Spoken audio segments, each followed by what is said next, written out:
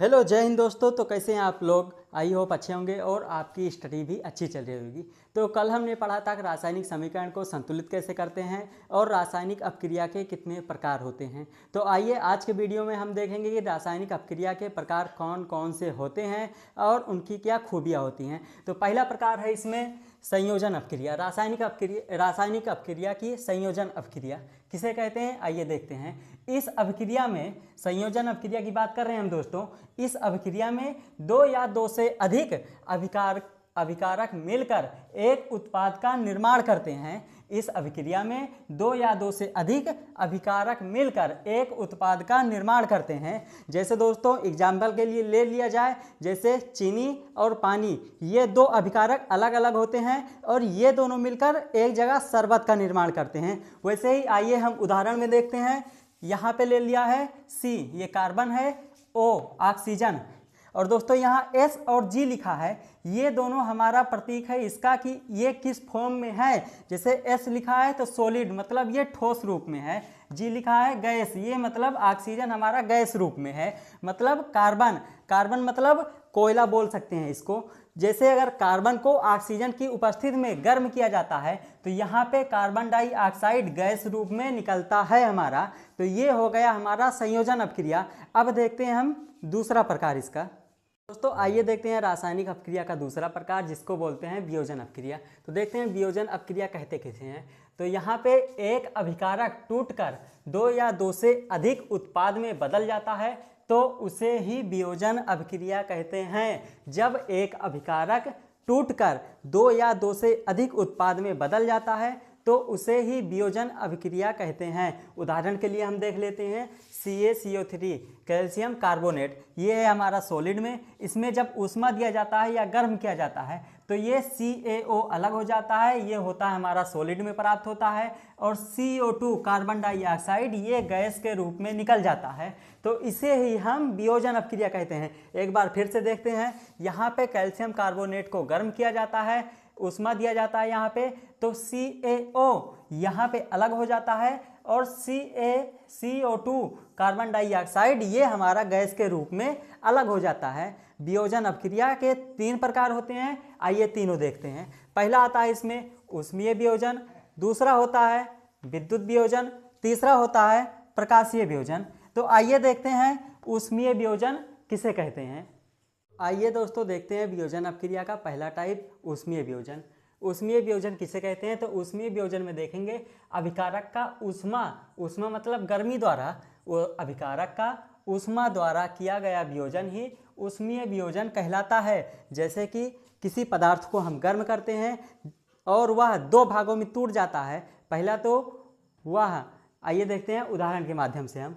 पहला तो वो, जैसे कि कैल्शियम कार्बोनेट CaCO3 को हम गर्म करते हैं, ऊष्मा देते हैं तो वो CaO अलग सॉलिड में हमारा प्राप्त हो जाता है, और कार्बन डाइऑक्साइड CO2 ये हमारा गैस के रूप में अलग से उत्सर्जित हो जाता है।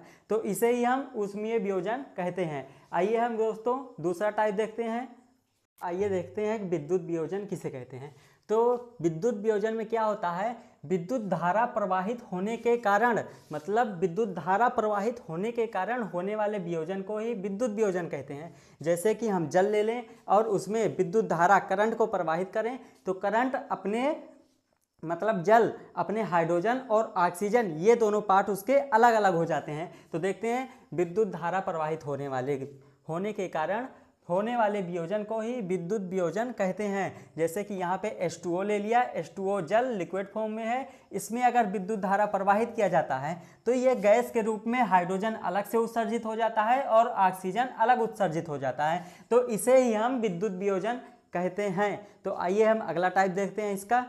तो दोस्तों आइए देखते हैं वियोजन अपक्रिया का तीसरा टाइप, जिसको बोलते हैं प्रकाशीय वियोजन। तो देखते हैं प्रकाशीय वियोजन कहते किसको हैं। तो यहाँ पे सूर्य के प्रकाश की उपस्थिति में, दोस्तों सूर्य के प्रकाश की उपस्थिति में होने वाले वियोजन को ही प्रकाशीय वियोजन कहते हैं। सूर्य के प्रकाश की उपस्थिति में होने वाले वियोजन को ही प्रकाशीय वियोजन कहते हैं। इसका उदाहरण देखते हैं हम लोग। यहाँ पे AgCl ले लिया, AgCl इसको सूर्य के प्रकाश में जब रखते हैं तो Ag यहाँ पे सिल्वर अलग हो जाता है। Ag ये होता है हमारा सॉलिड रूप में प्राप्त होता है, और Cl क्लोरीन हमारा अलग से गैस के रूप में निकल जाता है। इसे ही हम प्रकाशीय वियोजन कहते हैं। यहाँ पे ध्यान रखना दोस्तों, ब्लैक एंड व्हाइट फोटोग्राफी में प्रकाशीय वियोजन का ही प्रयोग किया जाता है। ये जो ब्लैक एंड व्हाइट प्रकाश वो फोटोकॉपी होता है ना हमारा, उसमें प्रकाशीय वियोजन का ही प्रयोग करते हैं। तो आइए देखते हैं अब दोस्तों रासायनिक अपक्रिया करते हैं। चौथा टाइप द्विविस्थापन अपक्रिया। तो देखते हैं द्विविस्थापन अपक्रिया में क्या होता है। दोस्तों इस अभिक्रिया में 2 बार विस्थापन होते हैं। इस अभिक्रिया में 2 बार विस्थापन होते हैं, इसलिए इसे द्विविस्थापन अपक्रिया कहते हैं। दोस्तों इस अपक्रिया में क्या होता है कि एक तत्व दूसरे तत्व को विस्थापित करता है और कहता है कि हम तुम्हारे स्थान पे आएंगे, तो दूसरा वाला भी बोलता है अगर तुम हमारे स्थान पे आ रहे हो तो हम भी आपके ही स्थान पर आएंगे। तो यहाँ पे उदाहरण में समझते हैं इसको। यहाँ पे देखते हैं Na2SO4 और BaCl2, यहाँ पे ये दोनों यौगिक हैं, ये यौगिक अलग है, ये यौगिक अलग है। यहाँ पे देखते हैं अगर आगे क्या होता है। यहाँ पे जब विस्थापन होता है तो Ba मतलब ये वाला Ba उठ के इसके साथ आ जाता है, SO4 के साथ आ जाता है। तो यहाँ पे BaSO4 हो जाता है और Na जो है यहाँ का Na जो है सोडियम, ये क्लोरीन के साथ चला जाता है। यहाँ के इस वाले क्लोरीन के साथ चला जाता है, सोडियम इस वाले क्लोरीन के साथ जाता है, तो यहाँ पे बन जाता है NaCl। यहाँ पे देख सकते हैं दोस्तों 2 बार विस्थापन हो रहा है। पहला तो BaSO4 के साथ जा रहा है और दूसरा यहाँ पे Na इस वाले के साथ जा रहा है, मतलब ये वाला इसके साथ जा रहा है, ये वाला इसके साथ जा रहा है। तो इसी को कह सकते हैं हम द्विविस्थापन अपक्रिया।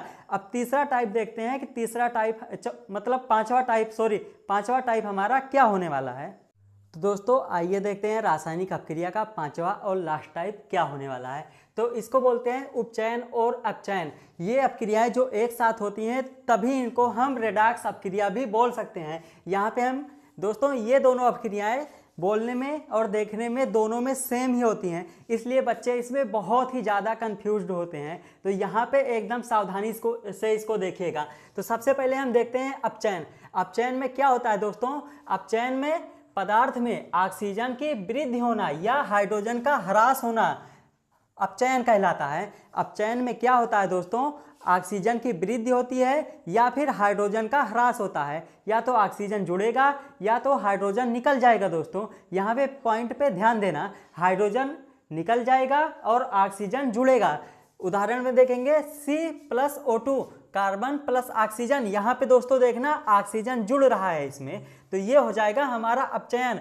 ऑक्सीजन जुड़ने के बाद ये बन जाता है CO2 कार्बन डाइऑक्साइड। उसके बाद में दोस्तों उपचयन देखेंगे किसको बोलते हैं। उपचयन में क्या होता है दोस्तों, इस अभिक्रिया में हाइड्रोजन की वृद्धि होती है और या तो ऑक्सीजन का ह्रास होता है, या तो हाइड्रोजन जुड़ेगा या तो ऑक्सीजन निकल जाएगा। तो देखते हैं पदार्थ में हाइड्रोजन की वृद्धि होना या ऑक्सीजन का ह्रास होना उपचयन कहलाता है। उदाहरण में देखेंगे CuO प्लस H2। यहाँ पे देखेंगे हाइड्रोजन जुड़ रहा है, तो यहाँ पे हो जा रहा है CuO plus H2, reaction mark Cu ये अलग हो जा रहा है और हाइड्रोजन जुड़ के H2O जल बना रहा है यहाँ पे। तो दोस्तों ये वाला टॉपिक यहीं पे हम ख़त्म करते हैं। आशा करते हैं कि आपको वीडियो पसंद आया होगा।